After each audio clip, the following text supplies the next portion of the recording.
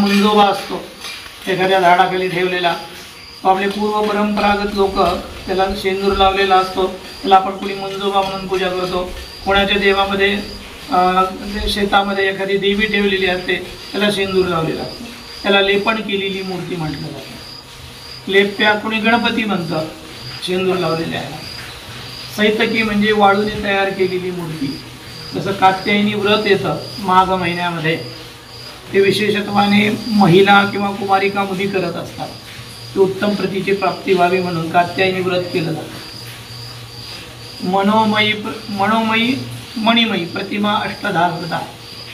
तर मनोमयी म्हणजे मनाने देवता मानणं आणि त्याच्यामध्ये पूजन करणं. लेखन केलेलं नाव प्रभू राम श्री रामचंद्राय नमः किंवा गंगणपतये नमः हे जरी लिहिलेलं असेल तर ते नुसत्या नावाची पूजा करणं, नामदेवतेचं पूजन करणं. अशा 8 प्रकारच्या प्रतिमांचं वर्णन धर्मशास्त्रामध्ये भविष्योत्तर पुराणामध्ये या ठिकाणी केलेलं आहे. त्याच्या पश्चात जाऊन 2 मूर्ती अजून येतात की एक पिष्टमयी मूर्ती, पिठाची मूर्ती. बऱ्याच ठिकाणी लग्न कार्यामध्ये किंवा अन्यतर पिठाची लक्ष्मी माता तयार केली जाते, त्याची पूजा होते नवरात्राच्या प्रसंगी वगैरे. त्यानंतर सुवर्णमयी प्रतिमा आपण तयार करतो इतरत्र कुठं शांतिक कर्म काही असेल अशा वेळेला त्या देवतांच्या दोष परिहारार्थ म्हणून. तर याप्रमाणे 10 प्रकारच्या मूर्तींचं या ठिकाणी वर्णन येतं. आपण या ठिकाणी संपूर्ण भारतवर्षामध्ये मंदिर संस्कृती जी आहे आपल्या हिंदू धर्माप्रमाणे ती अव्याहत म्हणजे सनातन धर्मापासून ती आजपर्यंत आहे. सनातन म्हणजे सूर्यनारायण जेव्हापासून आहेत तेव्हापासून आपण आपला वैदिक हिंदू धर्म आहे आपण असं मान्य करतो. ओंकार प्रगट तेव्हापासून झालेला आहे, तेव्हापासून आपण त्या सनातन धर्म संस्कृतीचा आपण पायिक आहोत सर्वजण. तर या ठिकाणी ते मंदिर जी संज्ञा आहे ते आपण मंदिर म्हणतो. आपण आपल्या ह्याच्यामध्ये चर्चवाले ते चर्चमध्ये त्यांचं पण मंदिरच असतं. मस्जिदवाले जे असतात त्यांचं पण त्यांच्या मस्जिदसुद्धा दगडा मातीने वगैरे अशा पद्धतीनेच तयार झालेली असते. तर आपल्या हिंदूंच्या ज्या वेळेला संकल्पना येतात तर पादौ पादशिलास्तस्य, मंदिराच्या पायऱ्यापासून ते शिखरापर्यंत कशा प्रकारे मंदिर हे बांधलं जातं आणि त्याच्यामध्ये कुठल्या कुठल्या देवता असतात ते या ठिकाणी सांगितलेलं आहे. तर पादौ पादशिलास्तस्य, पादौ म्हणजे भगवंताचे पाय. आपण पायऱ्यांना का बरं पहिल्यांदा नमस्कार करतो? तर पायऱ्यांना नमस्कार करण्याचं कारण एक आहे की ते भगवंताचे पाय आहेत. पादौ पादशिला, हा त्याला पादशिला म्हटलेला आहे. आपण शिलास्थापनेचा विधी करतोय. मूळ म्हणजे रामाच्या मंदिराच्या 9 शिला, रुक्मिणी पांडुरंगाच्या 5 शिला, त्याच्यानंतर राधाकृष्ण भगवंताच्या 5 शिला आणि हनुमंताच्या 5 शिला त्याप्रमाणे. तर पादौ पादशिला, हा ते पादशिला जे आहेत ते भगवंताचे पाय आहेत. म्हणून मंदिरामध्ये आपला जीवात्मा तो परमात्मा आहे मंदिरामध्ये बसलेला. हा जीवात्मा परमात्म्याच्या दर्शनाला जात असताना त्या ठिकाणी आपण पायऱ्यांना पहिल्यांदा नमस्कार करतो, देवाच्या चरणाला वंदन. मंदिर म्हणजे भगवंताचं शरीर आहे, हे पहिल्यांदा आपण सर्वांनी लक्षात घेतलं पाहिजे की मंदिर म्हणजे भगवंताचं शरीर आहे. ज्याप्रमाणे आपल्याला पाय आहेत, ज्याप्रमाणे आपल्याला गुडघे आहेत, मांड्या आहेत, कमरेचा भाग आहे, उदर भाग आहे, स्तंभ म्हणजे हात आहेत, जिव्हा आहे, डोळे आहेत, कान आहेत, शिखा आहे. आणि याप्रमाणे मंदिराचं वर्णन या ठिकाणी अशा पद्धतीनं केलेलं आहे की पादौ पादशिलास्तस्य, पादशिला या भगवंताचे पाय आहेत. जंघा पादोर्ध्वमुच्यते, तर जंघेचा जो भाग आहे ह्या पादशिला आहेत. आपण इथून वरती आलो तर आपल्या मंदिराचं प्रतिकृती तुम्ही त्या ठिकाणी एक मनश्चक्षूंसमोर आपल्या आणा. आपल्या डोळ्यासमोर आपल्या मंदिराची प्रतिकृती या ठिकाणी डोळ्यासमोर आणायची. पण डोळ्यासमोर आणल्यानंतर त्याच्यामध्ये कुठल्या कुठल्या देवता येतात त्याचं वर्णन या ठिकाणी अशा पद्धतीनं सांगितलेलं आहे. तर या पादौ पादशिलास्तस्य, देव असा पाय आहे, त्याच्यावरच्या बाजूला चढून गेलो की आपण जंघा पादोर्ध्वमुच्यते, जंघेचा जो भाग आहे आपल्या इथे मंदिराची प्रतिकृतीचं आपल्याला मानपत्र दिलेलं चित्र दिलेलं असेल तर त्याच्यावरून आपण त्याचं लक्षात घ्यायचं आहे की जंघाची आहे देवाची ती वरचा जो भाग येतो आपण असं चढून आल्यानंतर ते जांघेचा भाग येतो. जंघा पादोर्ध्वमुच्यते. गर्भश्चैवोदरं ज्ञेयं, मराठीमध्ये गाभारा हा अपभ्रंश झाला गर्भगृहाचा. जसं आपण वण लागला म्हणतो वण, पण ते संस्कृतमध्ये व्रण लागला. व्रण म्हणजे मला तिथे किती खून पडली व्रण लागला. पण गाभारा शब्द हा अपभ्रंश झाला. गर्भगृह गर्भश्चैवोदरम ज्ञेयम. तर उदर जे आहे ते गाभारा आहे. जसं आपलं 11.5/29 पॉईंट जे होणार आहे तर ते गर्भगृह देवाचं मानले, म्हणजे पोट मानलेले देवाचं. गर्भश्चैवोदरम ज्ञेयम. कटिश्च कटिमेखला. तर त्याचा कटिभाग म्हणजे आपण मंदिराला प्रदक्षिणा करत असताना जी बाहेरची बाजू येते त्याला कटिमेखला म्हटलेलं आहे. कटिमेखला म्हणजे कंबर, कमरेचा भाग सांगितलेला आहे. त्यानंतर ब्रह्मस्थानम यदेत तच्च. ब्रह्मस्थान म्हणजे ज्या ठिकाणी आपण देवता ठेवतो तिथे 3 प्रकारच्या शिला असतात. ह्या 9 शिला वेगळ्या आणि त्या 3 शिला वेगळ्या. तर त्यातली कूर्मशिला सर्वात पहिल्यांदा खाली घातली जाते. 8 दिशांच्या 8 शिला आहेत. आता या ठिकाणी शिलांचं वर्णन इथं पहिल्यांदा, पण मी तुम्हाला ते नंतर सांगणार आहे की 9 शिलांचं वर्णन कशा पद्धतीने आहे. तर इथं 3 शिला येतात. एक कूर्मशिला, त्याच्यावरती ब्रह्मकमल येतं, त्याला ब्रह्मशिला म्हटलेलं आहे. कूर्मशिला म्हणजे कासवासारखी असते. त्याच्यावरती बरोबर पाईप टाकून वरती काढलं जातं, त्याच्यावरती ते ब्रह्मशिला बसवली जाते, तिथे कमळ असतं.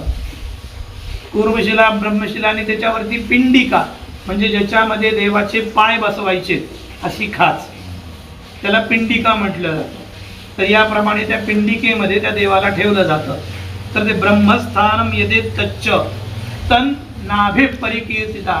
त्याला काय म्हटलेले, तर आपल्याला ज्याप्रमाणे पाय दिलेले, कंबर दिलेली आहे, कटिभाग दिलेला आहे, तसा नाभीचे स्थान दिलेलं आहे. तर देवाला ज्या ठिकाणी बसवायचे ते नाभीचं स्थान आहे, ते पिंडिकापर्यंत. कूर्मशिला, ब्रह्मशिला, पिंडिका. आणि त्याच्यावरती जो आपण देव बसवणार, प्रतिमा पुरुष स्मृता. त्यातली जी प्रतिमा आहे म्हणजे देवाची प्रतिमा, प्रभू रामचंद्रांची प्रतिमा, सीतामातेची, लक्ष्मण देवाची, त्यानंतर शेष स्वरूपामध्ये आहे. त्याच्यानंतर भगवान हनुमंतांची, रुक्मिणी पांडुरंगाची त्या मंदिरामध्ये, तिकडे राधाकृष्ण भगवंताची. तर याप्रमाणे ते प्रतिमा पुरुष स्मृता. त्यामध्ये आपण कुठला देव बसवतो, साधारणतया लिंग ही संज्ञा जी आहे ती मनुष्य मात्रांमध्ये पुरुष आणि स्त्री अशा स्वरूपामध्ये आलेली आहे. पण आत्मतत्वाला कुठलंही लिंग नसतं. आत्मा आणि परमात्मा, आत्मतत्व हे सर्वांचं सारखं आहे. आणि त्या ठिकाणी मंत्रवत ते आत्मतत्व त्या ठिकाणी येऊन स्थापित होत असतं. तर त्या ठिकाणी स्थापित होणारे जे तत्व आहे ते प्रतिमेच्या स्वरूपामध्ये त्या ठिकाणी आलेले आहे. मग आपण कुठला देव, कधी देवी बसवतो, कधी कधी मसोबा बसवतो, मुंजोबा बसवतो, असे देव अनेक आहेत. त्या देवतांची आपण त्या ठिकाणी प्रतिमा स्थापित करत असतो. त्याच्यानंतर येतात स्तंभाश्च बाहवो ज्ञेया. स्तंभ जे आहेत देवांचे त्या ठिकाणी त्या बाहूंच्या स्वरूपामध्ये असतात आणि ते 8 बाजूला 8 असे स्तंभ येतात. आणि ते स्तंभ येत असताना दरवाजामध्ये 2 स्तंभ पायाभरणीच्या लेवलला येऊन थांबतात आणि त्याच्यावर त्या बाजूला तिथे चौकट वगैरे बसवली जाते. आणि परत वरच्या बाजूला आडवी दंडी टाकून त्याच्यावरती वरचा शिखराचा भाग येत असतो. तर स्तंभ म्हणजे देवाचे स्तंभ म्हणजे काय, ज्याप्रमाणे आपल्याला हात आहेत देवाने दिलेले तसे देवाचे त्या भुजा आहेत. स्तंभाच्या बाहवो ज्ञेया, त्या देवाच्या बाहू या ठिकाणी सांगितलेल्या. दीप प्राणोस्य विज्ञेयो ह्यपानो जिल निर्गमः. तर त्यामध्ये दिवे जे लावलेले असतात देवाच्या चेहऱ्याजवळ असे साखळी वगैरे सोडून किंवा समया लावलेल्या असतात. तर त्या समया वगैरे ज्या आहेत तर त्या समया ज्या आहेत ते प्राणाच्या स्वरूपामध्ये आहेत. म्हणून मंदिरांमध्ये अखंड दिवा लावावा अशी पूर्व परंपरा आपल्या या ठिकाणी मान्यता आहे. घंटा जिव्हा प्रकीर्तिता. त्यातली घंटा जी आहे तर ती घंटा काय आहे तर ती जिभेच्या स्वरूपामध्ये आहे त्या मंदिराच्या. म्हणून आपण आतमध्ये जात असताना घंटी वाजवलं की रामाय नमः, गणेशाय नमः, जिव्हेने त्याचं नामस्मरण करत राहायचं. ती घंटा ही जिव्हेच्या स्थानावरती आहे. त्याच्यानंतर कापोतपाली स्कंदोस्य ग्रीवाच्या मलसारिका. कापोतपाली म्हणजे या ठिकाणी ही जी आडवी तंडी येते घंटीच्या जवळ, आडवी अशी पूर्ण एक तंडी बसवली जाते पूर्णच्या पूर्ण, की ज्याच्यावरती चौकटीच्या वरचा भाग हा अखंड केला जातो. तर त्याला कापोतपाली म्हटलेलं आहे. म्हणजे ज्याप्रमाणे आपले हे खांद्याचा जो भाग येतो त्या ठिकाणी जिव्हेचा भाग जोडलेला असतो. आणि ग्रीवाच्या अमलसारिका, ही ग्रीवा जी आहे तर त्याच्या वरच्या बाजूला ही अशी अमलसारिका सोडली जाते. ही जी आहे नाकाचं स्वरूप दाखवलं या ठिकाणी, हे अमलसारिकेच्या या ठिकाणी खालच्या बाजूला त्याची ग्रीवा असते त्या तंडीच्या वरती. तर त्याच्यानंतर नाक येतं. तर नाकाचे जे स्थान आहे तर त्या तंडीच्या वरच्या बाजूला एक कमळाच्या पानासारखं करून त्या ठिकाणी त्याच्या नासिका सोडली जाते. आपण दार लावून घेतो मंदिराचं, आपल्याला जर नाक दाबलं तर आपला जीव कसा गुदमरून जातो. मग देवाचं त्याप्रमाणे होतं का हे आपल्याला माहिती आहे. मग आपण काय करतो, दार लावतो, खिडक्या लावतो, आपण निघून जातो दिवा चालू ठेवू. पण तिथे सुद्धा वरच्या बाजूला तिथे नासिका सोडली पाहिजे त्या मंदिराची. आणि ती नासिका सोडल्यानंतर त्या ठिकाणी नासिका सोडल्यानंतर गवाक्ष करणं उच्चते. ही नासिका सोडल्यानंतर गवाक्ष हे 2 या ठिकाणी येतात. गवाक्ष म्हणजे ज्या ठिकाणी आपल्याला कान दिले देवाने त्याप्रमाणे 2च खिडक्या असाव्यात मंदिराला मुख्यद्वारे, त्या सुद्धा वरच्या बाजूला असाव्यात. तिथून देवाला बघता येऊ नये. पण आता सामान्यतः काय होतं किंवा मंदिर बंद असतं, अमुक होतं, म्हणून आपण थोड्या खिडक्या मोठ्या सोडतो, बाहेरून पण भक्तांना दर्शन घेता यावं. मुळामध्ये भक्तच जर येणार नाहीत तर त्या मंदिराचं पण कुठल्या प्रकारचं हे नाही, म्हणून थोड्या खालच्या बाजूला त्या खिडक्या केल्या जातात. म्हणून गवाक्ष कर्ण उच्चते. गवाक्ष म्हणजे वातायन, खिडकी, त्याला या ठिकाणी कर्ण ही संज्ञा लावलेली आहे. तर त्याप्रमाणे देवाचं ते कानाच्या बाजूचं ते हे आहे. तर चक्षुषी शिखरास्तसीय, जे आपण शिखर निर्माण करतो ते शिखर म्हणजे काय, तर शिखर म्हणजे देवाचे चक्षुषी म्हणजे डोळ्याचं स्थान आहे. चक्षुषी शिखरास्तसीय ध्वजा केशा प्रकीर्तिता. तर शिखराचं जे स्थान आहे ते देवाच्या डोळ्यांच्या स्वरूपामध्ये येतं. आणि ध्वज म्हणजे काय आहे, तर ध्वज हे देवांचे केश आहेत. म्हणून दरवर्षी त्या देवतांच्या उत्सवाला किंवा चैत्र पाडवा, कार्तिक पाडवा अशा वेळेला ध्वजदान करावं, की येणं प्रकारेनं त्या देवाचे आपण जसं आपण केश काढून टाकतो ते आकाश तत्वामध्ये मोडतं. नख ज्याप्रमाणे आहेत ते आकाश तत्वाचा भाग आहे. ते जर कड झाल्यावर आपल्याला दुःख होत नाही, तर त्याप्रमाणे तो तर शिजणार आहे. मग काही जण काय करतात की त्या ठिकाणी तांब्याचा ध्वज लावतात, त्याच्यावरती मारुती लावतात किंवा गरुड लावतात. आता विष्णू मंदिर आहे आपले 3 विष्णू मंदिर, मध्ये ते गरुडाचा शिक्का मारून ते अखंड ध्वज करतात आणि लौकिक ध्वज वेगवेगळे लावतात. याप्रमाणे ध्वजा केशा प्रकीर्तिता. आणि कलशस्तु शिरोज्ञेयम, कलश म्हणजे देवाचं डोकं मानलेलं आहे. कलशस्तु शिरोज्ञेयम या ठिकाणी मी मराठीतून लिहिलेलं आहे की जे येणेकेल्या प्रकारे सर्वांना लक्षात यावं या पद्धतीने. कलशस्तु शिरोज्ञेयम मज्जा तत्परसंहितम. कलश हे देवाचं डोकं आहे, म्हणून कलशारोपण विधी हा वेगळा होतो प्राणप्रतिष्ठेच्या नंतर. पण त्याच्याकरता सर्व भक्तगण येतील वगैरे असं नसतं, म्हणून त्या मंदिराच्या प्राणप्रतिष्ठेच्या वेळेला आपण कलश पण आणलेला असतो आणि त्या कलशाचं पण स्थापना वगैरे त्याच वेळेला आपण करत असतो. तर मज्जा तत्परसंहितम, मज्जा म्हणजे काय, आपल्या शरीरामध्ये ज्याप्रमाणे आपल्याला शिरा वगैरे आहेत त्याप्रमाणे त्या शिखरांवरती मारलेल्या ज्या आहेत रेषा त्या देवतांच्या त्या शिरांच्या स्वरूपामध्ये आहेत. अस्थि नीचशिला अस्तसीय. आता नीचशिला म्हणजे आता ह्या आपल्या मंदिराच्या ह्या जुन्या शिला आहेत, ह्या अस्थींच्या स्वरूपामध्ये आहेत त्या देवतांच्या. ह्या अस्थि नीचशिला अस्तसीय दाखवलेल्या ह्या अस्थि जे अस्थिमय आहेत. ज्याप्रमाणे आपल्या शरीरामध्ये जर हाडच नसतील तर आपण उभं राहू का, तर आपण उभं राहू नाही शकणार. तर त्यांची सुद्धा आवश्यकता तेवढीच आहे नीचशिला. आणि आपण ज्या शिला देणार आहोत त्या आधारशिला आहे, त्या मंदिरांच्या आधारशिला आहे. आणि त्या आधारशिला ह्या मुख्यत्वाने त्या ठिकाणी मंदिर उभारणी करता सुमुहूर्तावरती पायाभरणी करता त्या ठेवल्या जातात. अस्थि नीचशिला स्नायू कीलादय स्मृता. तर स्नायू काय आहेत त्यामधले त्या देवतांचे, मग तिथे आपण सळई वगैरे टाकतो, हे सगळे स्नायूंच्या स्वरूपामध्ये त्या ठिकाणी त्या मंदिराच्या येतात. प्रलेपो मांस उच्चते. आपल्या शरीराला नुसतं त्याच्यावरच शरीर आहे का आपलं, हाडांवरती ह्याच्यावरती स्नायूंवरती, तर त्याच्यावरच्या बाजूला प्रलेप आहे, कातडी आहे आपल्या शरीरावरती. तर मंदिर रूपी भगवंताची पायापासून डोक्यापर्यंत कातडी म्हणजे त्याच्यावरती लावलेला गिलावा आहे, तो सुद्धा करत असताना वगैरे. म्हणून मंदिराचं काम करत असताना बारीक सारीक सर्व गोष्टींचा विचार करून कुठल्या बाजूला खुंट्या सोडायच्या, कुठे देवाचे वस्त्र वाळू घालण्याकरता करायचंय, कुठे कोणाडा ठेवायचा आहे, कुठं आतमधल्या बाजूला आपल्याला उत्सव मूर्त्या करायच्या आहेत देवाच्या, रामाच्या, लक्ष्मणाच्या, की ज्याप्रमाणे रामनवमीला आपण गावामध्ये उत्सव करू शकू, पालखी करू शकू. मग उत्सव मूर्त्या या पितळेच्या असतात किंवा तांब्याच्या असतात आणि पालखीच्या वेळेला वगैरे ते देव त्याच्यामध्ये आणून ठेवल्या जातात. रोजच्या उत्सव मूर्तींची पूजा केली जाते. मोठ्या मूर्तींची एकादशीला पूजा होते. प्रतिमा पट्ट यंत्राणा नित्य स्नानन्न कारयेत पर्व दिवसे यथा अमल विसर्जेत. एकादशीला तरी मोठ्या मूर्तींना स्नान घातलंच पाहिजे. आणि अंगुष्ठ मात्रात आरभ्य वितस्ती मात्र पर्यंतम, म्हणजे अंगठ्यापासून एक वितपर्यंतच्या घरच्या मूर्ती असतात, त्यांना रोज स्नान घालावं असं आलेलं आहे. मंदिरांच्या मूर्तींना वस्त्रपूजा, गंधपूजा, रोज गंध पुसायचं देवाचं, कपड्यांनी मुखवस्त्र करायचं, त्याला नवीन गंध लावायचा, हार घालायचा.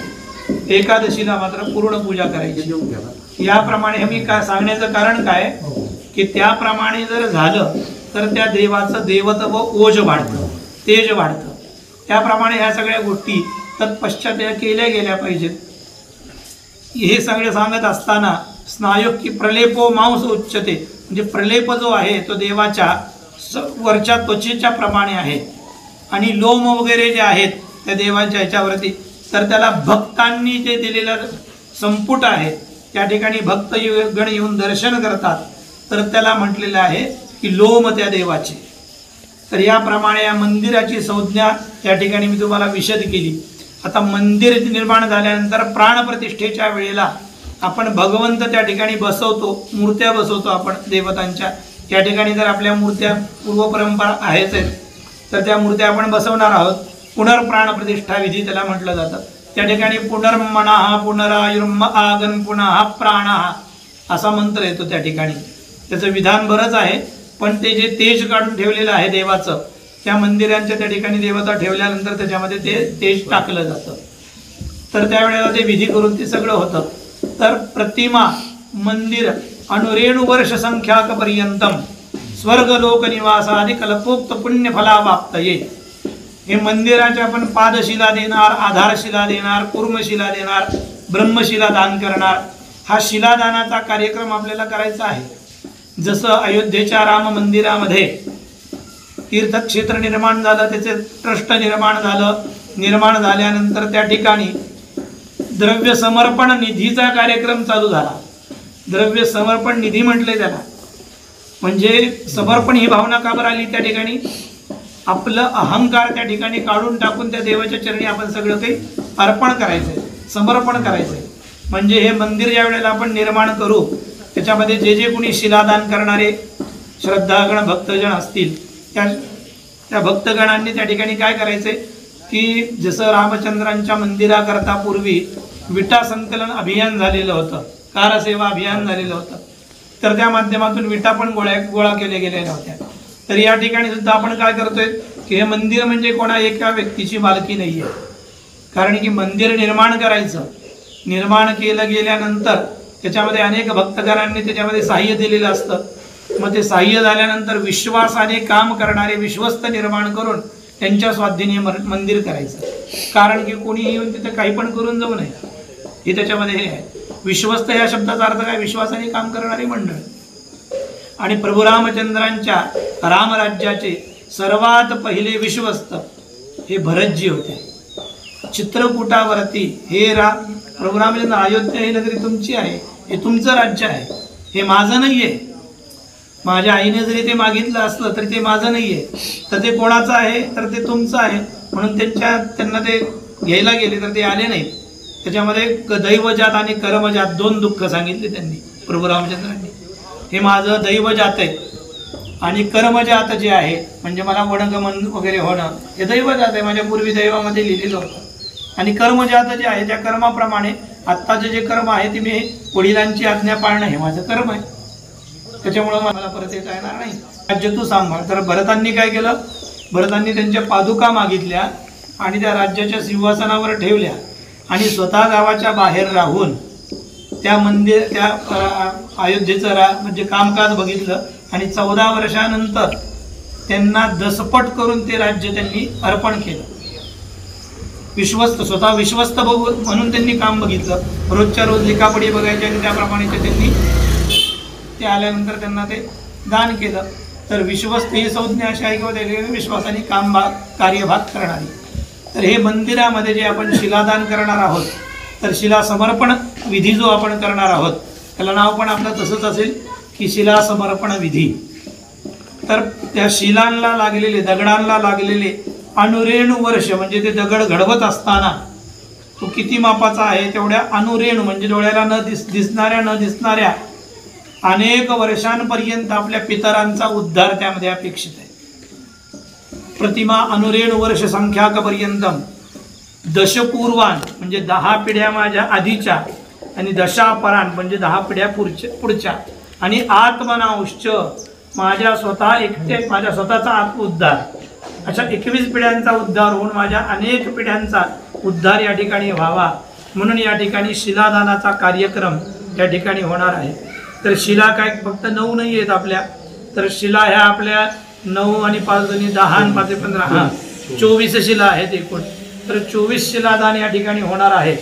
तर त्या ठिकाणी जे शिलादान करणारे यजमान आहेत त्यांनी केवळ शिलादानच नाही तर अन्य भक्तगण सुद्धा जे आहेत की याच्यामध्ये सम्मिलित होऊ शकणार नाहीत. तर जे सम्मिलित झालेले आहेत त्यांनी एकाला प्रेरणा द्यायची. कशी प्रेरणा द्यायची की बाबा तू अमुक अमुक या मंदिरामध्ये ज्याप्रमाणे मी वर्णन केलं की पायापासून ते शिखरापर्यंत मग कुणी या ठिकाणी घंटादान केलं पाहिजे, कुणी दिवेदान केले पाहिजेत, कुणी दगडांचा भाग उचलला पाहिजे मंदिराच्या वरच्या जे मंदिराचं निर्माण होणार आहे त्याच्यामध्ये, कुणी सळईचा भाग उचलला पाहिजे, कुणी या ठिकाणी अशाप्रमाणे आणि हे ट्रस्ट सांगेल त्या पद्धतीने यामध्ये होईल. ते जे सहभाग त्या ठिकाणी योग्य मान्य करतील त्याप्रमाणे दिला म्हणजे ती जर सेवा अन्य दुसऱ्याने कुणी घेतली असेल तर ती मीच देणार म्हणून त्या ठिकाणी उपयोग नाही. ती जर सेवा दुसऱ्याला दिली गेलेली असेल तर त्या सेवेला बाबा विचारणा करून मी कुठली सेवा देऊ असं जरी केलं आणि आपली इच्छा पण त्या ठिकाणी विदित करणं की याप्रमाणे मी करू शकतो तर मला त्याप्रमाणे तुम्ही सहभाग द्यावा. तर आपली जबाबदारी आहे की आपण दुसऱ्याला या कार्यामध्ये जोडून आणणं, त्या पुण्य भागामध्ये दुसऱ्याला आपण सहभागी करून घेणं पुण्यप्रद कार्यामध्ये. तर हे करत असताना मग मंदिराच्या केवळ बांधकाम झालं, प्राणप्रतिष्ठा झाली, त्यानंतर तत्पश्चात मंदिराचा नित्य जो विधी आहे, नित्य पूजन अर्चन वगैरे ह्या सगळ्या गोष्टी सुद्धा अपेक्षित असतात. ह्या सगळ्या गोष्टी करण्याकरता सुद्धा मंदिर समितीला स्थायी निधी निर्माण करावा लागतो आणि तो स्थायी निधी निर्माण करत असताना या ठिकाणी अनेक लोक असतात की जे या ठिकाणी श्रद्धाजन भक्तजन येणारे असतात. मंदिराच्या ज्या वेळेला प्राणप्रतिष्ठा होते त्यावेळेला आपण काय म्हणतो, इदन्न मम. गोळवळ गुरुजींचं वाक्य काय होतं, राष्ट्राय स्वाहा इदम राष्ट्राय न मम. हे माझं नाही आहे, हे भगवंताचं आहे. जरी आपण या ठिकाणी शिलादान केलं तर त्यावेळेला आपण काय म्हणणार, सगळ्यात शेवटी प्राणप्रतिष्ठा झाली, पूर्णाहुती झाली की त्याच्यानंतर हातामध्ये सर्व भक्तगणांनी या ठिकाणी पाणी घ्यायचं आहे की इमम हे जे मंदिर आम्ही बांधलेले कसं बांधले, शिलेष्टका, शिला म्हणजे शिलांनी, इष्टिका म्हणजे विटांनी, दारवादी, दारवादी म्हणजे लाकूड वगैरे लावून दार वगैरे करून खिडक्या वगैरे करून, निर्मितम वलभी जगती, त्याचे वलय निर्माण केले, त्याचं गोपूर निर्माण केलं, शिखर निर्माण केलं, कळस वगैरे लावला. वलभी जगती प्राकार गोपूर परिवार देवतालय, त्या मंदिराचा परिवार या ठिकाणी स्थापन केला. देवतालय संयुतम इमम मंदिरम सर्वेशाम भक्तजनानां.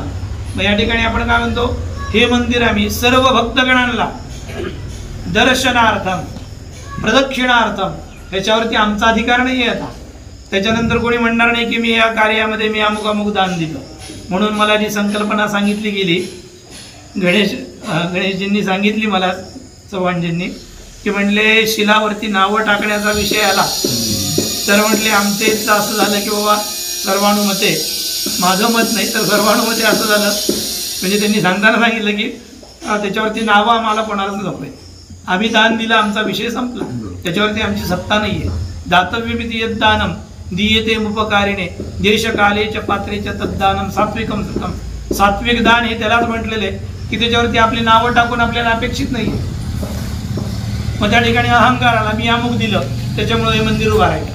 तर असं न होता तर हे मंदिर दारवादी निर्मितम वलवे सर्वेषां भक्तजनानां दर्शनार्थम प्रदक्षिणार्थम, दर्शनासाठी प्रदक्षिणा घालण्याकरता, त्या ठिकाणी देवतांचा अभिषेक वगैरे करण्याकरता, मंदिराची परवानगी घेऊन त्या ठिकाणी अभिषेकाधिक वगैरे करण्याकरता हे मंदिर आम्ही भक्तजनांना आजपासून लोकार्पण विधीने मोकळं करत आहोत असं या ठिकाणी येतं. तर म्हणून आपण हे करत असताना प्रत्येकाची जबाबदारी आहे की बाबा मला या कार्यामध्ये मी सहभाग घेतला पाहिजे, माझं या पवित्र कार्यामध्ये काहीतरी लागलं पाहिजे. आपण प्रभू रामचंद्रांच्या तिथल्या अयोध्येच्या मंदिराकरता आपण करतच आहोत, पण आपण आपल्या गावातल्या जर राम मंदिराकरता जर आपण करू तर ते आपल्याकरता अजून विशेष राहील. तिथलंच प्रतिकृती या ठिकाणी आपल्या दर्शनाला या ठिकाणी उपलब्ध आहे. तर त्या माध्यमातून या मंदिराच्या जीर्णोद्धाराच्या पवित्र कार्यामध्ये सर्वांनी सम्मिलित होऊन या मंदिराच्या शिलान्यास विधीमध्ये विशेषत्वाने या ठिकाणी सहभाग नोंदवायचा आहे. तर या मंदिराच्या करता जे काही खर्च होणार आहे, खर्च लागणार आहे, हे मंदिर निर्माण घराण्याचा या ठिकाणी आपण संगमरवर वगैरे मागवलेला आहे. तर हे साधंसुद्धा काम नाही आहे. माझ्या माहितीप्रमाणे कमीत कमी 1.5 ते 2 कोटीचं काम असं माझ्या माहितीप्रमाणे. कारण की जस्ट मी आत्ता एका मंदिराचं शिलान्यास विधी केला होता. 4.5 कोटीचा फक्त मंदिराचा प्रोजेक्ट आहे गुरुजी आपला. अरे बापरे. आणि त्याच्यानंतरच्या ज्या डेव्हलपमेंट आहेत, मग तुमचं वॉल कंपाऊंड पुढे काय असेल त्या गोष्टी वेगळ्या. फक्त मंदिर आणि सभा मंडप हेच 4.5 कोटीचा प्रोजेक्ट आहे. तन्मे मना हा शिवसंकल्प वस्तू, म्हणजे भगवंत आणि शिवसंकल्प हा पूर्णत्वाला न्यावा हे त्याच्या चरणी प्रार्थना. पण या ठिकाणी करत असताना मी एका मंदिराचं बघितलं, म्हणजे फक्त देवीचं मंदिराचे शिलान्यास विधी होता. तर त्यांनी बाबा ते बेटावत शिंदखेडा तालुका, शिंदखेडा जिजाऊंचं नाही नाही, हे शिंदखेडा बुलढाणा जवळचं आहे जिजाऊंचं. आणि हे शिंदखेडा जे आहे हे मध्य प्रदेशच्या बॉर्डरवर अलीकडे येतं, धुळे जिल्ह्यातलं सिंदखेड राजा आहे, सिंदखेड राजा. तर या ठिकाणी ज्या वेळेला ते केलं तर त्यांनी सांगितलं की या मंदिराचं एक मंदिर आहे तिथे, त्याच्यामुळे तेवढा त्याचा खर्च. तर हे बरंच मोठं आहे. तर सर्वांनी तन मन धनाने कायिक वाचिक आर्थिक सहयोग देऊन सर्वांनी या ठिकाणी सहयोग या ठिकाणी आपला लावायचा आहे. तर या ठिकाणी मंदिरात सुद्धा मी आत्ता बघितलं तर प्राचीन जे मंदिर आहेत, प्राचीन मंदिर आहे पूर्वाभिमुख आहेत. देवतांचं जे प्रागट्यकरण झालं समुद्र मंथनातून ते पूर्वेला देव तोंड करून प्रगट झाले. तर पूर्व दिशा आपली ही आहे. तर हे मंदिर पण आपलं पूर्व दिशेला आहे, म्हणजे प्राचीन मंदिर आहे हे सिद्ध होतं. मग त्याच्यामध्ये सर्व देवता ह्या पूर्वाभिमुख आहेत. हनुमंताचं जे मुख आहे ते उत्तराभिमुख केलेलं आहे, ते मला आत्ता सांगण्यात आलं. तर मंदिराचा जो भाग आहे तो एकदम म्हणजे तसं सुंदर हे केलेलं आहे. त्याच्यामध्ये राधाकृष्ण भगवंत आहेत, विठ्ठल रुक्मिणी आहेत. आता राधाकृष्णाच्या बाबतीमध्ये बोलताना असं दिलेलं आहे की राधा ही भगवंताची पत्नी नव्हती, तर मग राधेचं कसं काय मंदिर? कृष्ण प्रेममयी राधा, राधा प्रेममयो हरी. प्रेमाचं स्वरूप राधेचं आहे. प्रेम म्हणजे राधा आहे भगवंताचं. म्हणजे आपल्या शरीरामध्ये भक्ती निर्माण होणं हीच राधा आहे मनुष्याच्या शरीरात. त्याला राधा म्हणले. मग राधा अनेक ठिकाणी मंदिर आहेत. तर याच्यामध्ये पांडुरंग शास्त्री आठवलेंनी असं सांगताना सांगितलेलं आहे की मया अर्धांगिनी राधा हेतु प्रकृतीश्वरी. ही जी अष्टधा प्रकृती दिसते, अष्टलक्ष्मीचे जे स्वरूप आहेत, हे अष्टलक्ष्मीचं स्वरूप म्हणजेच राधेचं स्वरूप आहे. मया अर्धांगिनी राधा म्हणून या ठिकाणी राधाकृष्णाचं मंदिर सुद्धा आहे. या ठिकाणी परिपूर्णत्व आहे. मत्स्य कूर्म वराह नृसिंह परशुराम रामकृष्ण. तर 6वा अवतार जो आहे तो विशेषत्वाने भगवान श्रीरामचंद्रांचा आहे. तर या श्रीराम मंदिराचं पुनर्निर्माण या ठिकाणी होत आहे. तर या कार्याकरता बाकीचं जे स्वरूप आहे ते आपल्याला मी या ठिकाणी विदित करणार आहे. ज्यांना ज्यांना या ठिकाणी सहभाग घ्यायचा आहे त्या मंदिर कार्यामध्ये, तर त्यांनी मंदिर ट्रस्टकडे, समितीकडे, विश्वस्तांकडे आपापलं नाव नोंदवून तत्पश्चात अनेकांना याच्यामध्ये, मला तर वाटतं जे सक्षम लोक आहेत, जे या ठिकाणी ज्यांनी नाव नोंदवलेलं आहे त्यांनी अजून कोणाला जर प्रेरणा दिली, अजून कोणाला जर प्रेरणा दिली त्याच्यामध्ये, तर ते सुद्धा त्यांना त्यांचं अर्ध पुण्यफल यांना मिळेल. याप्रमाणे याच्यामध्ये ते सुद्धा या कार्य जो प्रेरणा देतो दुसऱ्याला त्याला सुद्धा पुण्यभाग लागतोच, हे धर्मशास्त्र सांगतं याच्यामध्ये. तर त्याप्रमाणे त्यांना सुद्धा याच्यामध्ये आपण सहभागी करून घ्यावं. आणि या कार्यामध्ये करत असताना मग याच्यामध्ये आपल्याला लागणार काय काय आहे, तर सर्वात पहिल्यांदा या ठिकाणी जे होत असतं, हे मंदिर निर्माण करत असताना ज्या दिवशी आपल्याला ते शिलान्यास समर्पण विधी करायचा आहे त्याला शिलान्यास समर्पण म्हटलेलं आहे. तर शिलान्यास समर्पण करत असताना या ठिकाणी प्रत्येक कार्याच्या आरंभी संकल्प केला, शांतीपाठ होतो, संकल्प होतो की मी माझ्या पितरांच्या उद्धाराकरता अनेक पिढ्यांच्या उद्धारासाठी म्हणून, म्हणजे याच्यामध्ये 21 पिढ्यांचा उद्धार तर आहेच आहे, तत्पश्चात त्या शिलांना लागलेले अनुरेणू वर्ष मी आधी सांगितलं, आणि मंदिर निर्माणापर्यंत पूर्ण जे कोणी याच्यामध्ये सहकार्य देणार आहेत त्या सर्वांच्या अनेक लोकांच्या पिढ्यांचा उद्धार या ठिकाणी विहित आहे. तर याच्यामुळं हे देत असताना सर्वांनी याच्यामध्ये आपापल्या शक्तीप्रमाणे दान द्यावं. मग त्याचा संकल्प होईल, त्याचा समर्पण विधीचा संकल्प होईल. समर्पण विधीचा संकल्प झाल्यानंतर गणपतीची पूजा होते, त्यानंतर पुण्यहा वाचन आदी कर्म होतं. गणपती पूजन, पुण्यहा वाचन सर्वांकडून या ठिकाणी करून घेतलं जातं. तत्पश्चात या ठिकाणी जो मुख्य यजमान म्हणून असेल त्याच्याकडून बाकीच्या देवतांची स्थापना असते. त्या बाकीच्या देवतांचं स्थापन पूजन विधी या ठिकाणी होतं. म्हणजे मातृका पूजन तुम्ही जे ऐकलेलं असेल, सर्वत्र आपल्या घरी पण ग्रहयज्ञ वास्तुशांती होते, त्यावेळेला मातृकांची पूजा होते, आपल्या कुलदेवतेचं आवाहन होतं. त्यानंतर आयुष्य मंत्र जप होतो. त्यानंतर नांदी श्राद्ध नावाचा विधी होतो. नांदी म्हणजे मी या राम मंदिराच्या कार्याची शुभ सुरुवात मी केलेली आहे, त्याला म्हणतात नांदी. तर त्या ठिकाणी पितरांचं पण स्मरण होतं. शुभ कार्यामध्ये सुद्धा पितरांना बोलवलं जातं. त्या पितरांचं स्मरण झाल्यानंतर ब्राह्मणांना अधिकृत या ठिकाणी आमंत्रण दिलं जातं, किंवा याचा पुढचा भाग ब्राह्मणाला वर्णी दिल्याशिवाय पुढचं कर्म चालू होत नाही. हे आपण फोनवरती आमंत्रण देतो वगैरे, हे पूर्वीचं बाकीचं सर्व होतं, पण त्या ठिकाणी अधिकृत सुपारी दिली जाते कार्याची. मग त्याप्रमाणे ते कार्यभाग पुढे. मग दिशांचं बंधन होतं. हे जेवढा क्षेत्र आहे आपलं, जेवढं याच्यामध्ये कुठल्याही प्रकारचं विघ्न यायला नको, कृमी कीटक आदी जीव हिंसा वगैरे व्हायला नको. आता ते तर जे निघतील JCB वगैरे काय, तर ते त्याच्याकरता भूमिपूजन वगैरे नावाचा विधी असतो. मग हे सगळं होत असताना म्हणून मग ते ह्या सगळ्यांचा परिहार व्हावा म्हणून या ठिकाणी पूजन करून त्यांची क्षमा याचना करून या ठिकाणी आरंभ करणं. मग ते दिशांचं बंधन करणं. पंचगव्य होतं, सगळीकडे पंचगव्य शिंपडून मग या ठिकाणी अग्नीची स्थापना होऊन प्रधान मंडळ स्थापन होतं. प्रधान वास्तुमंडळ जे आहे ते या ठिकाणी मंदिराचा वास्तू हा वेगळा आहे. मी तुम्हाला आवर्जून या ठिकाणी सांगतो, गृहे वृषस्वरूपंतु, आपली घर बांधल्यानंतर आपण जे काम करतो त्याला वृषवास्तू म्हटलेलं आहे.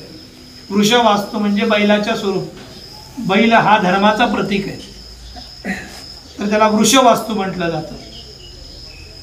गृहे वृषस्वरूपंतु देवालये अश्वस्वरूपकम, देवालयाचा वास्तुपुरुष हा घोड्याच्या स्वरूपामध्ये आहे.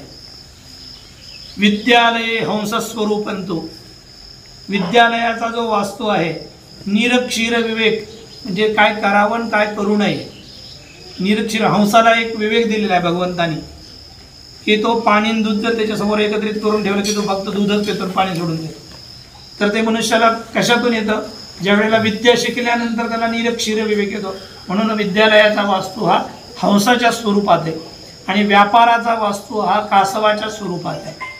तर या ठिकाणी 4 प्रकारचे वास्तू, त्यातला अश्वस्वरूप वास्तूचं आपण या ठिकाणी निर्माण करत आहोत.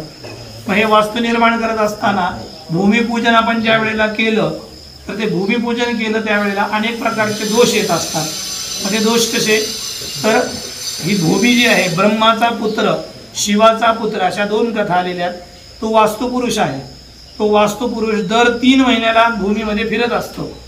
भाद्रपद अश्विन कार्तिक त्याचं डोकं पूर्वेला असतं. भाद्रत्रये शिरः प्रांचाम याम्याम शिरस, भाद्रपद अश्विन कार्तिक इकडे झाला, मार्गशीर्ष पौष माघ दक्षिणेला डोकं जातं, फाल्गुन चैत्र वैशाख पश्चिमेला डोकं येतं, आणि चैत्र ज्येष्ठ आषाढ श्रावण त्याचं उत्तरेला डोकं असतं आणि दक्षिणेला पाय असतात. ते आपण भूमिपूजन करत असताना त्याच्यामध्ये काय दोष येतात तर ते दोषांचं वर्णन असं दिलेलं आहे. शिरखनेन मातृपितृश्चानी, तो झोपलेला आहे वास्तुपुरुष. मग आता मंदिराचा वास्तू अश्वस्वरूप आहे, तो आपण खनन करत असताना त्याच्या जर अनुक्त स्थान म्हणजे उक्त नसलेल्या जागेवर जर आपण खनन केलं तर त्याचा दोष काय काय येतो तर माता पितांची वगैरे काहीतरी त्या ठिकाणी हानी होणं. शिरखनेन मातृपितृश्च खनिज पृष्ठे भयरोग पीडा, पाठीवर जर त्या घाव घातला तर भय रोग पीडा यांची निर्मिती होते. पृच्छे खनेन भ्रातृ सगोत्राणी, त्याच्या जर कमरेवर जर घाव घातला तर आपले सगोत्रांची हानी होते. मग स्त्री पुत्र धान्यादी लभेत कुक्षव, हा जी भकाळ सांगितलेली, ह्या भकाळीच्या जर बाजूला जर वास्तूची जर खनन झालं, 8वा आणि 12वा भाग सांगितलेला आहे त्याच्यामध्ये वास्तूचे 81 कप्पे करून, तर त्यामध्ये 8व्या आणि 12व्या स्थानावर जर ते भूमिपूजन झालं तर त्या जागेमध्ये धन धान्य समृद्धी सगळ्या प्रकारची होते. म्हणून ते वास्तुपूजनामध्ये जे काही भूमिपूजनामध्ये जे काही दोष आले ते दोषाच्या आधी त्या वास्तूचं पूजन होतं. मग त्याप्रमाणे शिलान्यासाच्या वेळेला सुद्धा वास्तूचं पूजन होतं. तर त्याला सांगायचा जो उद्देश आहे, त्या ठिकाणी दिशांचं बंधन अग्निस्थापन झाल्यानंतर त्या ठिकाणी अश्वस्वरूप वास्तूचं आवाहन होणार. अश्वस्वरूप वास्तूचं आवाहन झाल्यानंतर त्याची पूजा होणार. पूजा झाल्यानंतर नवग्रह देवतांची पूजा होणार. त्याच्याच बाजूला टिकम, फावडी, टिकाव, फावडी, टोपलं हे सगळं ठेवलं जाईल.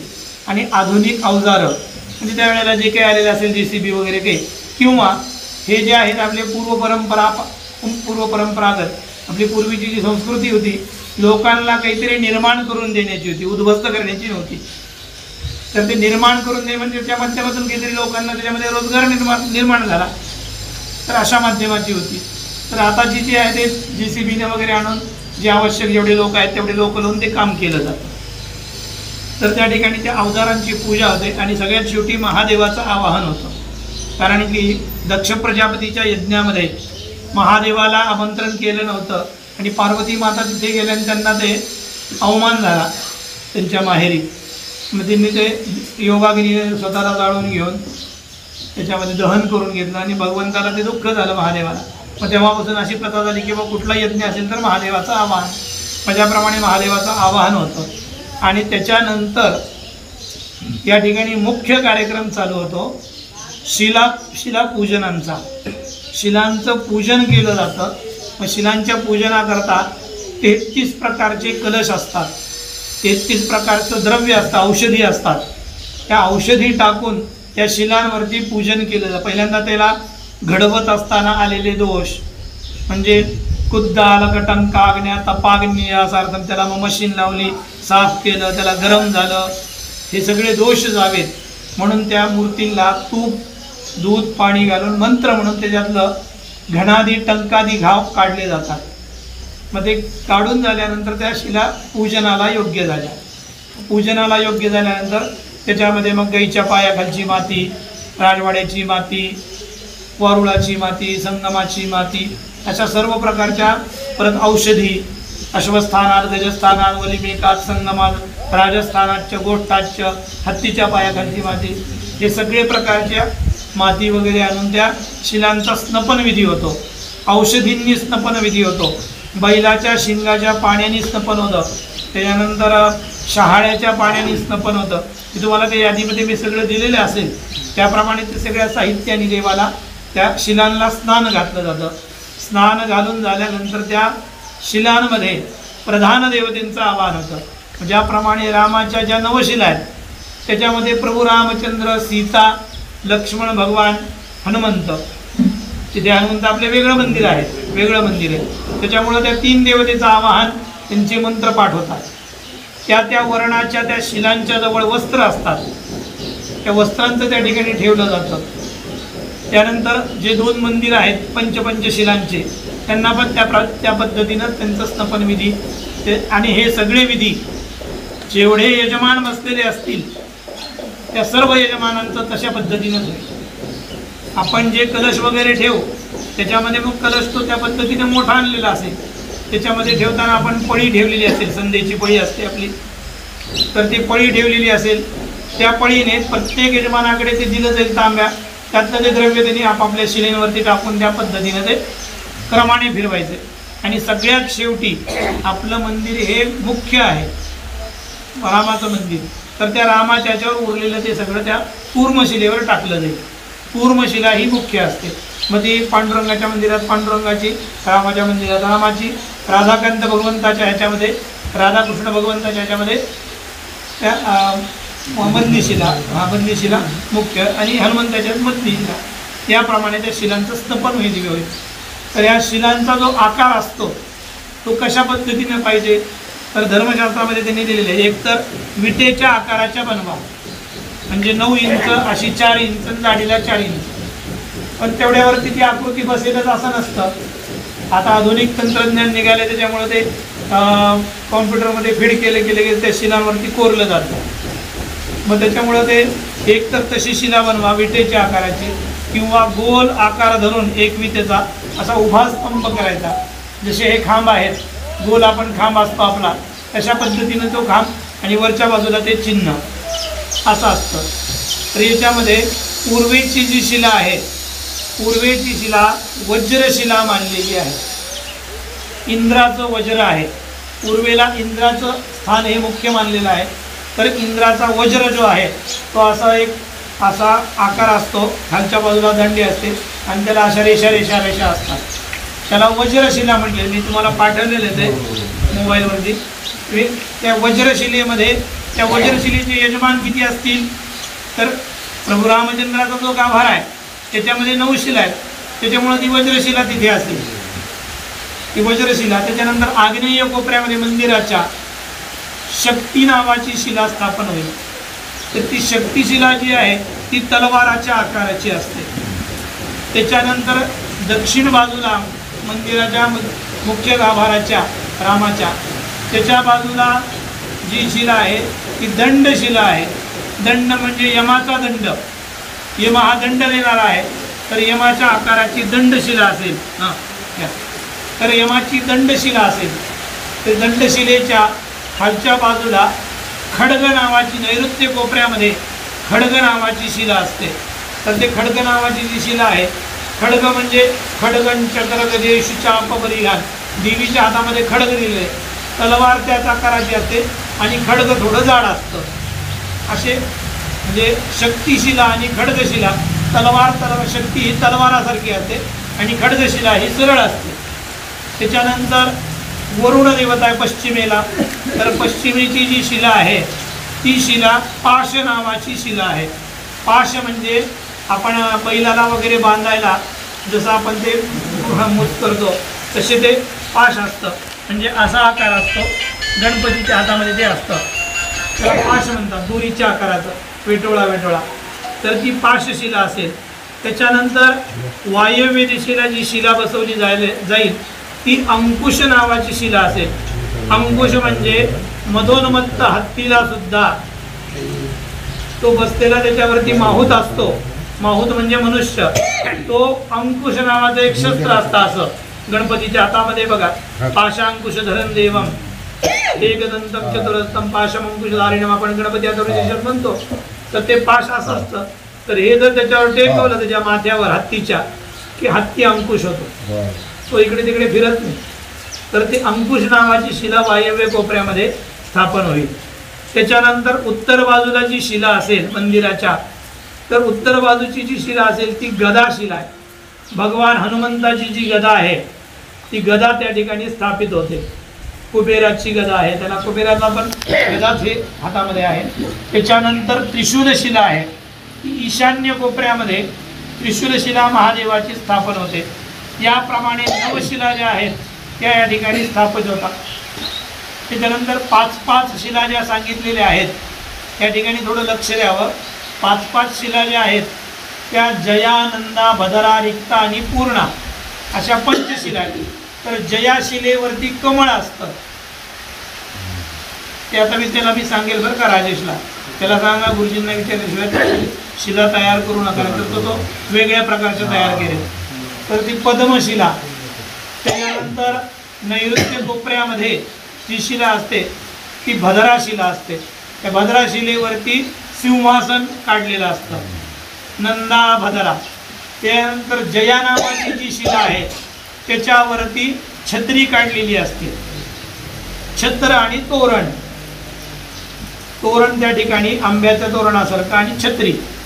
त्याच्यानंतर जयानंदा भद्रा रिक्ता आणि पूर्णा. तर रिक्ता जी शिला आहे त्या रिक्ता शिलेवरती कासव काढलेलं असतं, ईशान्य कोपऱ्याच्या शिला आहे. त्याच्यामध्ये पूर्व दक्षिण पश्चिम उत्तर नाही आहेत, 5 शिलांमध्ये आग्नेय नैऋत्य वायव्य ईशान्य आणि मध्य अशा आहेत. आणि मधली जी शिला आहे त्याच्यावरती भगवान महाविष्णू कोरलेले असतात, भगवान महाविष्णू त्याच्यावरती कोरलेले आहेत. तर याप्रमाणे त्या पंचशिला आहेत. तर त्या पंचशिलांचं पूजन ह्या 3 देवतेच्या ठिकाणी होईल.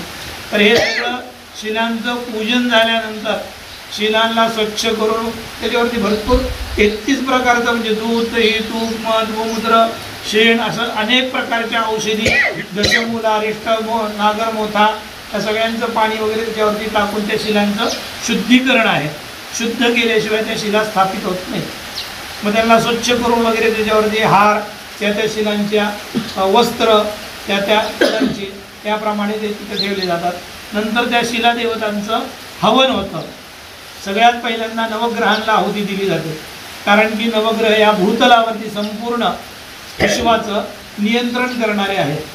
म्हणून त्यांच्याकरता म्हणून पहिल्यांदा नवग्रहांचं हवन दिलं जातं. आणि नंतर मग शिला देवतांचं हवन, मग प्रभू रामचंद्राचं हवन होतं.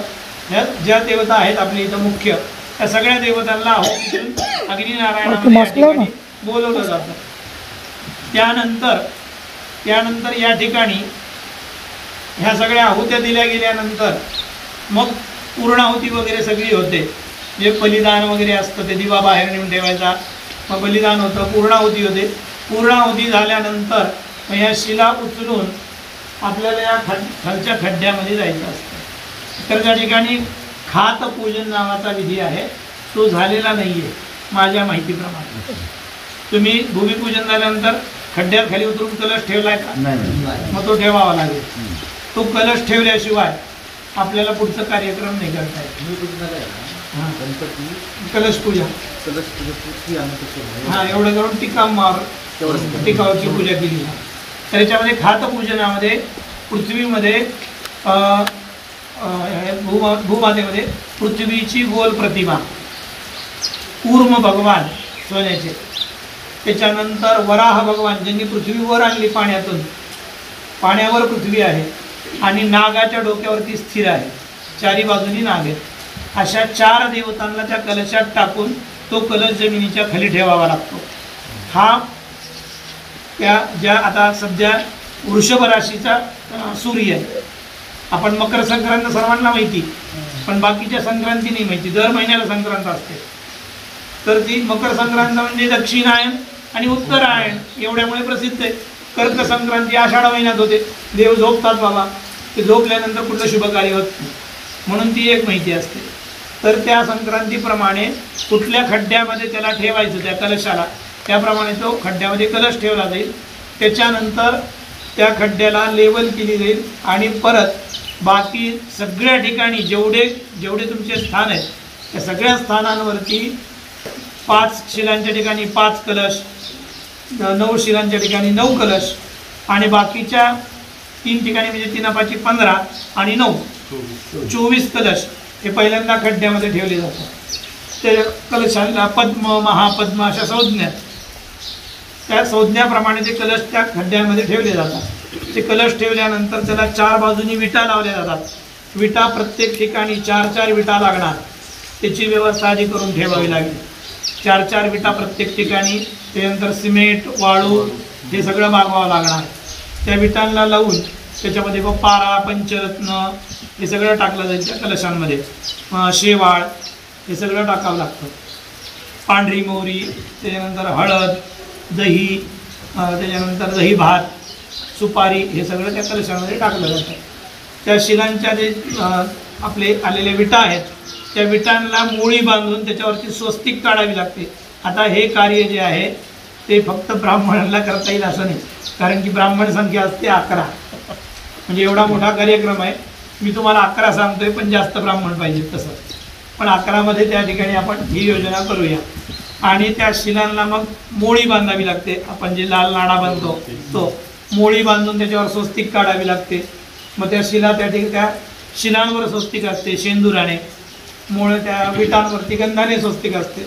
ह्याच्याकरता आपल्या गावातले जे तरुण वर्ग आहेत, जे शिला वगैरे उचलू शकतात, जे सक्षम आहेत, आता अशांसारखे काकांसारखे जर लोक बसले कोणी, म्हणजे पूजा करू शकतील, श्रद्धाभावनेनं सगळं होईल, पण त्यांना त्या शिला नाही उचलता येणार. मी बघितलं ह्या शिला उचलताना माझ्यासारख्याची सुद्धा दमछाक झाली. एवढ्या मोठ्या मोठ्या शिला असतात. मग त्याच्याकरता तरुण मुलांच्याशिवाय ते काम नाही होत.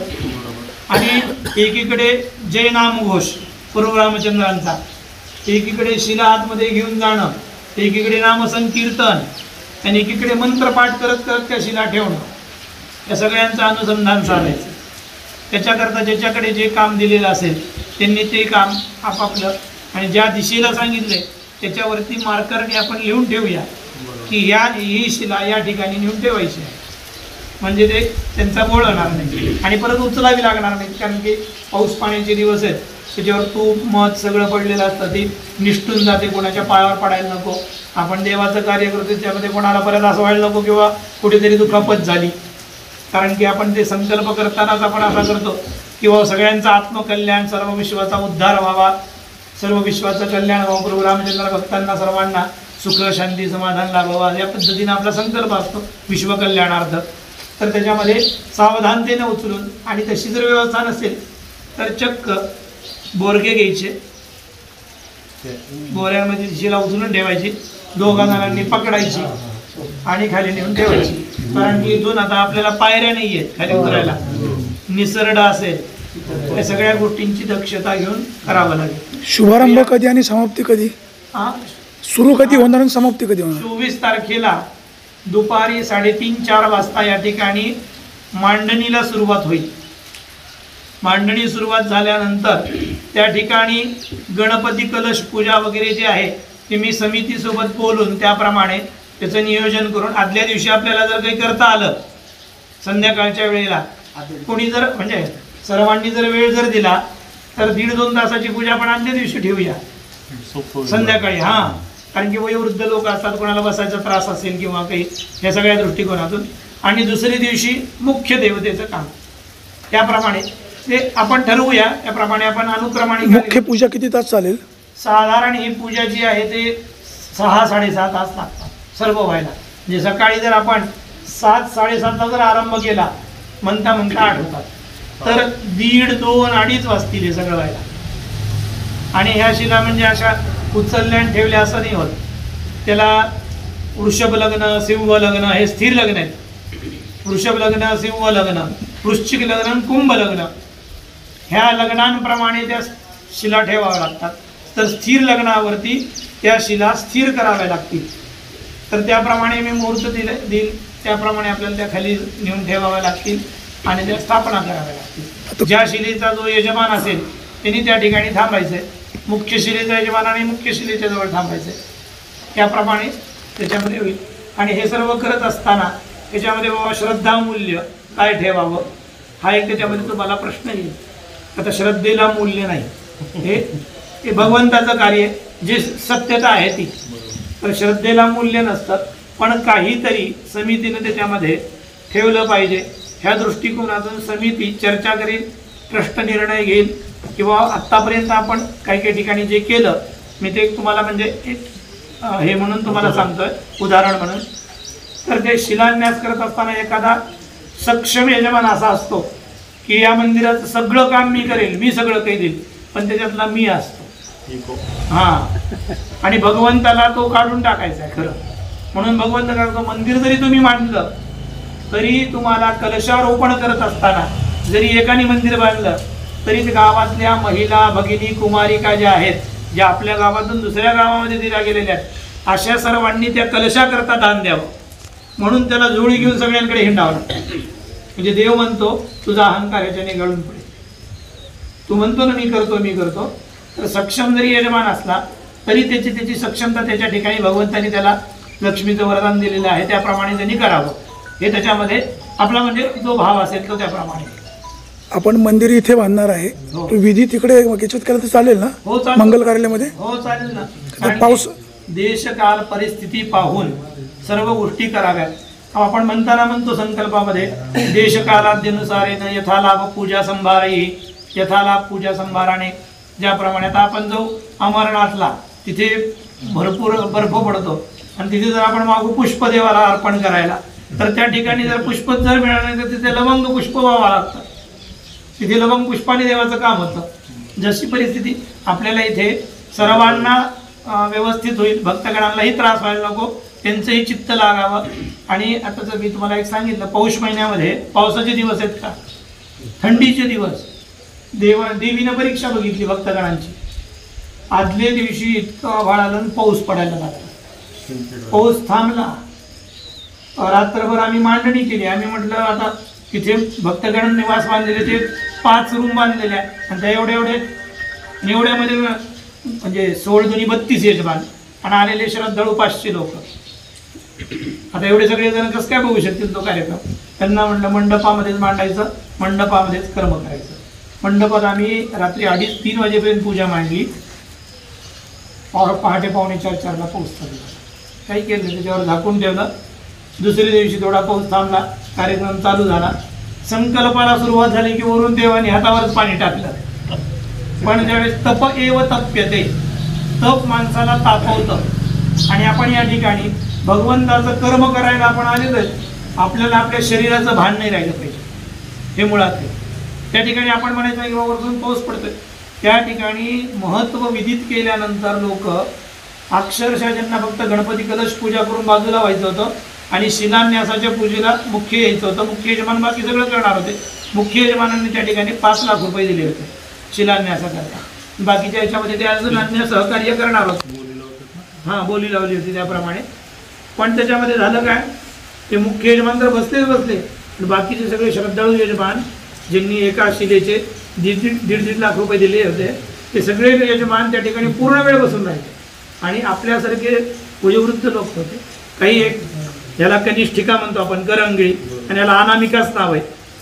तर ते तरुण यजमान सुद्धा अनामिका असल्यासारखे, म्हणजे ते बसून राहिले त्या ठिकाणी त्या वयाचे. म्हणजे जर आपल्याला जर करायचं आपण मग भक्तिभावनेने त्या ठिकाणी आपली सेवा त्या ठिकाणी समर्पित करायची. थोडं जागेचं वगैरे काही असेल त्याप्रमाणे मग ते त्या ठिकाणी पूजा करून. आणि आपल्या व्यवस्था आहे ना भगवंतांनी दिलेली व्यवस्था आहे, मोठं कार्यालय आहे, तर त्या ठिकाणी पूजा करून त्या शिला उचलून घेऊन येऊन आपण या ठिकाणी आणून ठेवायचं. आता कसं आहे, कोरोनाचा काळ आहे, त्यामुळे थोडंसं सगळे म्हणून आपण काळजी घेऊ. हो हो हो. त्याच्यामध्ये आपल्याला एक करावं लागेल, एक पूजा समिती, एक व्यवस्थापन समिती, एक ध्वनिवर्धका करता, एक अन्नदाना करता, म्हणजे हे सगळे विभाग, महाप्रसादाचं सगळी व्यवस्था. कारण की या धर्मशास्त्र सांगतं, अन्नहीने दहेद राष्ट्रे.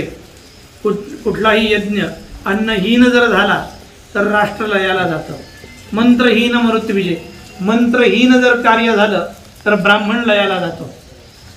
यजमानम अदाक्षिण्य, जर यजमान फक्त दाखवण्याकरता द्रव्य दिले पण मनातून नाहीये असे जर असतील, म्हणजे तसं होऊ नये ही भगवंताला इच्छा आहे. मी दाखवण्याकरता बसतोय, मी द्रव्य दिले, मी फक्त येऊन बसताना मी काही करणार नाही, मला सगळं पूजापाठाचं सगळं जागेवर आणून द्या, असंही जर काही असतील कोणी, तर म्हणजे त्यांना एक बाबा सूक्ष्मता हे कळून दे, हे दाखवण्याकरता बसू नये याचा अर्थ आहे. यजमानम अदाक्षिण्य नास्ती यज्ञ समोरिपो, यज्ञासारखा शत्रू नाहीये. म्हणजे अन्नहीन यज्ञ झाला तर राष्ट्र लयाला जाईल, राष्ट्राचा नाश होईल. मंत्रहीन झालं तर ब्राह्मण लयाला जातील. यजमान दाखवण्याकरता बसत असतील तर यजमानाला त्याची हानी पोहोचेल.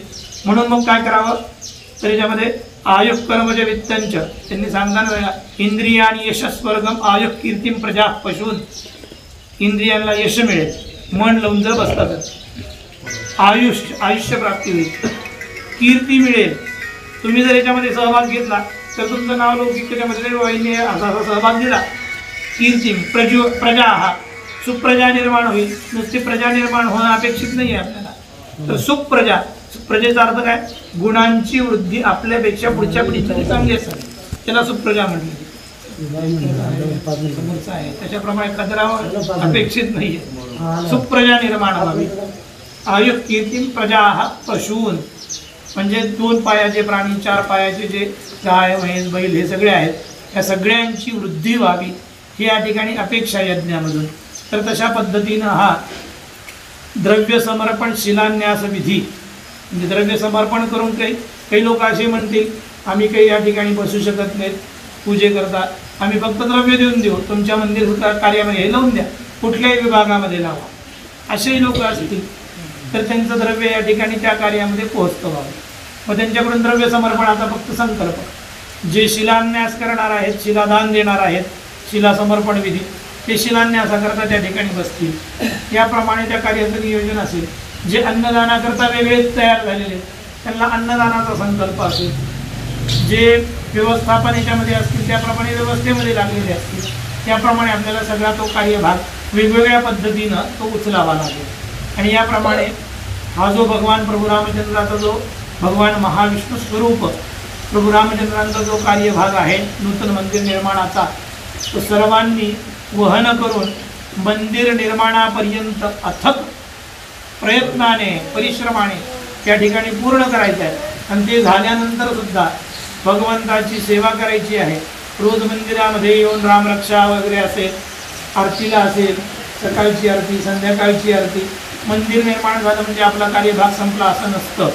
तर मंदिरामध्ये तो भगवंतही बघत असतो. हा जीवात्मा माझ्या म्हणजे परमात्म्याच्या माझ्या दर्शनाला आला का, तो पायाचं दर्शन घेतलं का, पादशिलेचं घंटी वाजवल्यानंतर रामचंद्राय नमः हनुमंताय नमः म्हटलं का, तो बघत असतो. आणि प्रदक्षिणा घालत असताना त्या देवाचं श्रीराम जय राम जय जय राम तो भगवंताचा हुंकार आहे. आपल्याला जसे प्राण दिलेले तसं भगवंताचं नामस्मरण करून प्रदक्षिणा घालतो का भगवंत आहे हे बघत असतो. आणि हे सगळं करत असताना मग मध्ये ग्रहण येतात, काही काळामध्ये मंदिर बंद ठेवावं लागतं. अशा वेळेला मंदिराचे पट बंद ठेवणं, मंदिरावरती म्हणजे देवावरती त्या ठिकाणी तुळशीपत्र दर्भ हे ठेवणं, ते ग्रहण निघून गेले की देवाची पूजा करणं, हे सर्व जे नियम आहेत ते शुचिर्भूततेनं पालन करावेत. आणि धर्मशास्त्र सांगताना सांगतं धर्मसिंधू शुचिरास्तिक्य पूतात्मा देवता पूजयत देवता सदा. शुची म्हणजे शुचिर्भूततेनं, आस्तिक्य म्हणजे आस्तिक भावाने, पूतात्मा म्हणजे पवित्र जीवात्म्याने, पूजयत देवता सदा म्हणजे शुचिर्भूततेनं, त्याच्यानंतर आस्तिक्य भावाने पवित्रतम जीवात्म्याने देवतांचं पूजन करावं. आपला भाव भगवंताच्या चरणी समर्पित करून सर्वांनी जी आलेली सेवा आहे त्याप्रमाणे आपापल्या ठिकाणी घ्यावी. तत्पश्चात जो खर्चाचा जो भाग आहे तो ट्रस्ट जे आहे ज्याप्रमाणे सांगितलं तसं मी म्हणजे अनुस्यूत न बोलता मी एक गोष्ट सांगून दिली. म्हणजे की कुठं काय झालं त्या ठिकाणी त्यांनी एका शिलेचं 1.5 लाख रुपये ठेवले होते, मुख्य यजमानाचे 5 लाख रुपये ठेवले होते. तर त्याप्रमाणे आपण आपल्या ह्याच्यामध्ये ऐपतीप्रमाणे भगवंतानी शक्ती दिली. शक्ती याचा अर्थ काय, ज्याप्रमाणे आपण उचलू. भगवान श्रीकृष्णाने डोंगर उचलला पण प्रत्येकाने आपापली काठी लावली. त्यांना असं वाटतं की बाबा ते आपला पण काहीतरी सहभाग असावा शक्तीप्रमाणे. प्रत्येकाने आपापला सहभाग या ठिकाणी दिला पाहिजे आणि हे कार्य पूर्णत्वाला नेलं पाहिजे. आणि पूर्णत्वाला तेव्हाच जाईल की सर्वांनी आपल्या शरीराने मनाने वाचेने म्हणजे आपणही सम्मिलित होणं, दुसऱ्यालाही प्रेरणा देऊन सम्मिलित करून घेणं या पुण्यप्रद कार्यामध्ये. आपण याच्यामध्ये शिलादानाचे निर्माण झाले पण आपल्याच घरचा जर कोणी एखादा जर आपल्या म्हणजे सुनबाई असतील त्यांच्या माहेरच्या असतील किंवा आपल्या मुली असतील इथल्या त्या बाहेरच्यामध्ये गेल्या त्यांना गावातल्या राम मंदिराकरता काही करायचं असेल त्यांना याच्यामध्ये सहभागी करून घ्या. माझ्या माहेरचा कार्यक्रम आहे त्यांनी काहीतरी दिलं पाहिजे. तिथल्या मंदिराच्या कार्याकरता तिथल्या कलशारोपणाच्या विधी करता या पद्धतीनं त्याच्यामध्ये आपण त्यांना सहभागी करून त्या या पुण्यप्रद कार्यामध्ये त्यांना पण याचा खारीचा वाटा द्यावा. खारीचा या शब्दाचा अर्थ प्रभू रामचंद्रांची ज्या वेळेला लंकेमध्ये गेलेल्या वेळेला ती खार सुद्धा अंगावरची तिथे वाळून येऊन टाकत होती तर तिच्या शक्तीप्रमाणे तिने कार्य केलं. तशा पद्धतीनं आपण सर्वांनी कार्यभाग उचलावा. व या प्रभू रामचंद्रांचे सीताकांत भगवंताचे राधाकृष्ण भगवंताचं रुक्मिणी पांडुरंगाचं हनुमंताचं कार्यभाग जीर्णोद्धाराचा कार्यभाग या ठिकाणी पूर्णत्वाला द्यावा ही प्रभू रामचंद्रांच्या चरणी प्रार्थना करून, शिलान्यास म्हणजे काय आहे, अनुरेणू वर्ष संख्यापर्यंत पिढ्यानपिढ्यांचा उद्धार आहे, कुठल्या दिशेच्या शिला कशा असतात याप्रमाणे सांगितलं. साधारणतया कार्यक्रमाची म्हणजे रूपरेषा तपशील अनुक्रमाणिका काय आहे ती पण आपल्याला या ठिकाणी विदित केली. याप्रमाणे कार्यभाग करण्याकरता दिवस कमी आहेत, 8 दिवस आहेत. वेळ प्रसंग बघून सर्वानुमते जो दिवस ठरवला जाईल, ट्रस्ट ज्याप्रमाणे निर्णय घेईल ते सर्वानुमतेच असेल, कारण की ट्रस्ट जे आहे ते विश्वासानं कार्य करणार असतं त्याप्रमाणे. तर त्यामध्ये संख्येची पूर्तता, 24 वगैरे जे लोक आहेत त्यांची पूर्तता, याप्रमाणे जो निर्णय घेईल त्याप्रमाणे हा कार्यभाग होईल. ही भगवंताच्या चरणी प्रार्थना. सर्व भगवंताच्या भक्तांना, भगवंतांच्या मूर्तींना, ज्यांच्या शरीरामध्ये हृदयकमलामध्ये भगवंतांनी निवास केलेला आहे, अशा भगवंताच्या चरणी हे माझे कमलपुष्प अर्पण करून ही वाकसेवा करतो. आता गुरुची शंका अशी आहे, 24 शिला आपल्या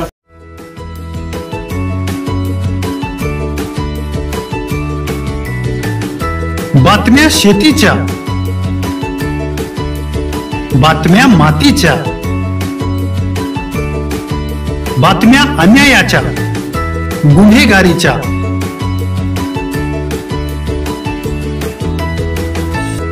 राजकारणाच्या आणि समाजकारणाच्या, शोषणाविरुद्ध बुलंद आवाज, जनसामान्यांच्या हुंकाराची गाज, सत्कार्याला प्रोत्साहन, दुष्कृत्याला अनुशासन, निर्भीड, निस्पृह, सडेतोड, बेधडक आणि रोखटोक म्हणजेच विघ्नहर टाइम्स. शोध बातमीचा, ध्यास सत्याचा. आपलं चॅनल, आपली बातमी. सबस्क्राईब तर कराच, पण बेल आयकॉनवर क्लिक करायलाही विसरू नका.